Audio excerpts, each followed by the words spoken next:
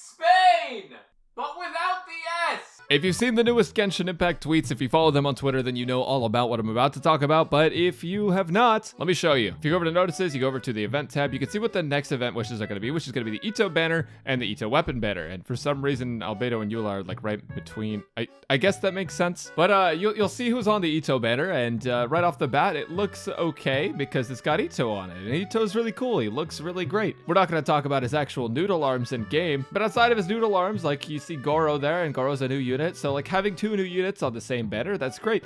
And then you see this thing right here. You see what I'm I guess I'm just circling the entire thing. All right, so I have issues with this as a long-term player, but you might not actually. Overall today, I want to do a review of this banner and the weapon banner just to kind of give you guys an idea of whether or not it's worth pulling on for you specifically. Ultimately, only you will know if it's worth pulling for you, but sometimes all you need is some outside perspective. So looking at the banner again, Xiangling, Goro, and Barbara. As a long-term player, this brings me much pain. If you've been playing from the start, even as a free-to-play player, you might have C6 Xiangling, C6 Barbara. Barbara gets given out free every other patch or so. Actually, I guess she hasn't in a while, but it really starts to feel like it. Meanwhile, Xiangling is a very, very strong unit, and having C6 of her is amazing, but she's also been on a lot of banners since the release of the game. Obviously, every character has if they're not new. So as a long-term player, this is painful for me. However, if you're a newer player, Xiangling is an amazing unit, and so Xiangling being on this banner is really great. She doesn't have any particular synergies with Itto, but definitely a good character. It's just, the Barbara one it feels so bad because there's so many healers in the game that just functionally perform better than Barbara. Barbara can heal a lot, and she can take advantage of the clam set, which is great. She can be hydro application if you don't have someone like Xingqiu, or if you don't have someone like Kokomi. She can do that if you're using a melee character, and it's very copium hydro application. You have to literally hug the enemy because it creates that little ring around you, but you can get some value out of Barbara, especially her C6, which revives a character, and she also gets some hydro damage bonus for your team as well. So like Barbara is an okay unit. It's just that like there are so many better 4-stars that you could get. Like Diona is just overall a better 4-star because she shields and she heals, and her C6 gives elemental mastery, and she batteries cryo characters. Kokomi, in my opinion, is a better healer than Barbara, not necessarily because of the actual healing amount she outputs, but because she can use tenacity. And like Barbara, Thrilling Tales is probably one of the best options for her. Chi-Chi can actually be very, very good with the clam set now, and so if you lost a 50-50 to Itto or something, you got Chi-Chi, because most people are going to be Chi-Chi havers soon. There's just not a lot of reasons to use Barbara other than I specifically need a hydro unit and I don't have Xingqiu or Kokomi. Because if you have Xingqiu or Kokomi, you would just basically don't use Barbara at all. Basically, this banner just looks like 3 characters that you want to pull for, and then Barbara as well. Maybe you like Barbara, that's cool, but overall, I think a majority of players that have Xingqiu or Kokomi, or even like Mona, if you're just trying to create a freeze team, like aren't going to use Barbara. Barbara has one of the lowest pick rates in the entire game, so she's not great on this banner. Xiangling is just kind of a shoo-in, but she's a good character. If you don't have her C6, this is great for you. If you have her C6, this is not looking good. Overall, though, Goro's constellations are very valuable, so him being rate up is good rather than just being introduced into the game. And I know personally I'm going to be pulling for Goro constellations, which means that I'm going to be getting C37 Barbara and C69 Xiangling. In your case, if you don't have all the constellations on these characters, it's just overall a decent banner for you. But people that have been playing the game for a while are probably pretty done looking at Barbara here for constellations. So, but let me know in the comments if you're not most people. But the real abomination that I want to talk about today is actually the weapon banner here. So if you don't know anything about Redhorn is the new Claymore weapon for Arataki Itto, and it has a crit damage main stat of 88%, which looks insane. That looks absolutely ridiculous. To most players, this looks like an absolutely disgusting weapon that is like a must pull, especially because currently in the game, there's very, very few crit Claymores. You have Serpent Spine, which is just one of the best weapons in the game, hands down. And then you have Black Cliff, but outside of that, like your options aren't looking very good. So high crit damage of 88.2, low base attack of 542, and then the effect is insanely good for Itto and Noelle. Defense is increased by 28% at R1. Normal and charged attack damage is increased by 40% of your defense. So seeing as you're already going to be using Goro with Itto or Noelle, who would be the 2 characters that benefit the most from this weapon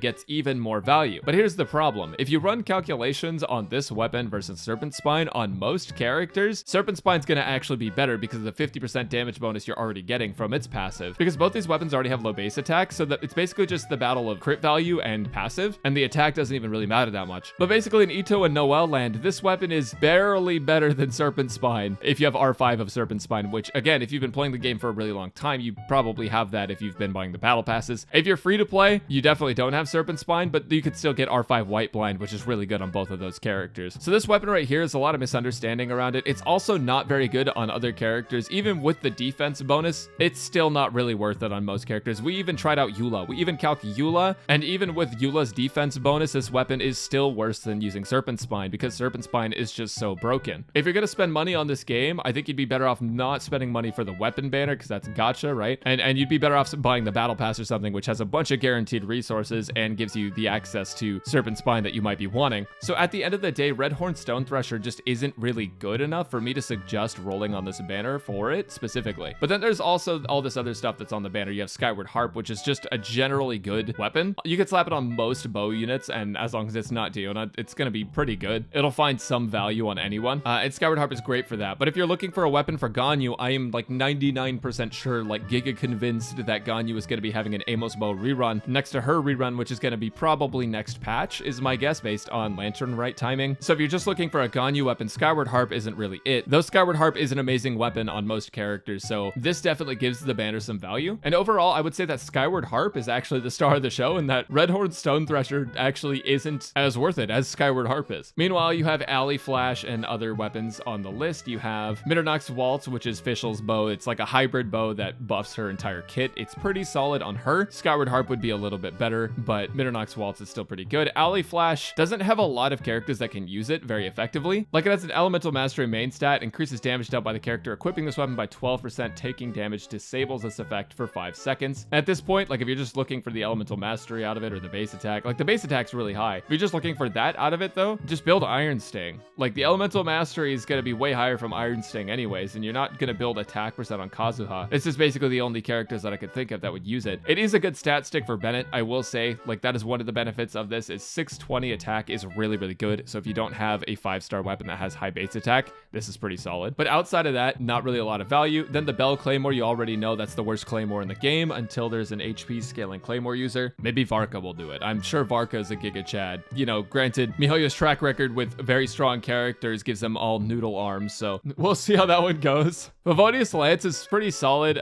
as a weapon in general because characters like Tolma can use it very, very well. You can use it on like Rosaria if the catch is already busy on Xiangling. There's like a lot of characters that you can use Favonius on, and it's not necessarily bad. It's just not ideal on a lot of characters either. Again, because the catch exists and because there's things like Deathmatch, Black Cliff. It's a pretty like middle of the pack weapon, but for any character that's acting as a battery or needs to battery themselves, it's really good. Sacrificial Fragments, Catalyst, very good on Sucrose, although Sucrose now usually uses Thrilling Tales of Dragon Slayers. So basically, if you're building Sucrose to pass off as much Elemental Mastery as possible, this is really good. And it's also good on Sucrose for battering herself too, because she gets an extra hit on her elemental skill, which will help give her all the energy she needs. But overall, like, this is not very good. Between these two banners, it just looks like there's not a lot of value outside of the featured things, and even at the featured things, there's a lack of value, right? Like, Redhorn Stone Thresher, if you are a free-to-play or low spender, I do not recommend getting this weapon. If you're already low spending, just get Serpent Spine and use that. Stone Thresher is so locked to 2 characters that if you're not maining those 2 characters and willing to spend a ton of money to get this one weapon, it's not worth it. This is whale bait in my opinion. Am I calling the weapon bad? No. The weapon is very, very good on Itto and Noelle, but it's not so good that it's worth spending on, unless you're the kind of person that like R5s the weapons usually on banners, or like C6's 5-star characters. Skyward Harp though is very, very good. I just don't recommend pulling on this weapon banner only for Skyward Harp, because you know how the weapon banner goes, it's not in your favor. Whereas like at least the character banner, you have like a 50-50 chance, and this you